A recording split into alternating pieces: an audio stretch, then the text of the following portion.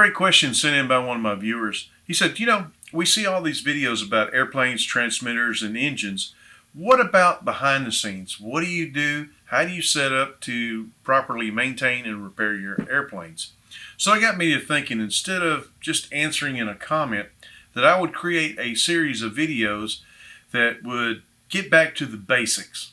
How to set up your hangar, how to use different tools, what tools you're going to need, what gear is the best to buy at the cheapest price, as well as what you don't really need. If you want to check out any of the products I'll be talking about in this video, links in the description. Now, a disclaimer, some of the links will be affiliate links, which means that if you choose to buy that product using that link, I'll get a small commission from the sale. Doesn't change what you pay, it just helps me to buy a prop or two.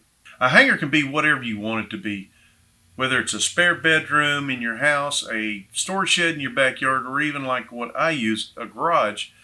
You just need a place to have sufficient amount of space to work on your airplanes as well as store them. When I was first setting up my hangar, I knew I wanted a workbench to work from, but I couldn't afford at the time to go out and buy a pre-built workbench from a big box store. Nor did I really want to go and buy a fold-out card table to work off of. So that led me to the internet. And I found a website called Woodworking for Mere Mortals, where he had cut down one of his old large workbenches into a workbench that piqued my curiosity. And after watching the build video, I knew that this was the workbench for me. This workbench checked off all the boxes for me.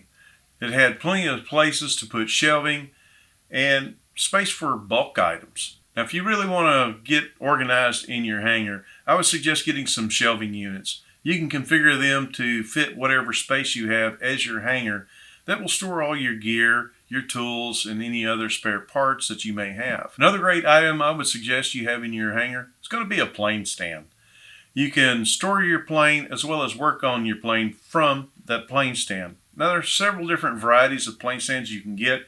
You can get a floor model that has caster wheels, an adjustable base that will accommodate just about any size aircraft you have, as well as you can go with a desktop model, such as this Ultra stand.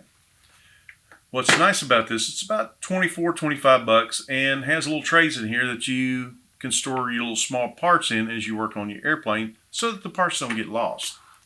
Now, another option that I initially went with was I built my own plane stand out of 3/4 inch PVC pipe. It was fairly inexpensive. With a couple of pieces and a few T-joints, you can have you a plane stand in no time. And I still use it pretty religiously because it holds a lot of my planes when I'm working on a different plane on my workbench. Last but not least, if you're going to work on your airplane, you're going to need to be able to see. And I would suggest getting a good shop light to hang above your workbench so that you can see what you're doing. That's really all you need to set up your hangar with. Now, if you found this video informative or entertaining, smash that like button, click the subscribe button, as it tells the YouTube algorithm to push my videos out to more RC beginners like you. So until then, stop dreaming, start flying.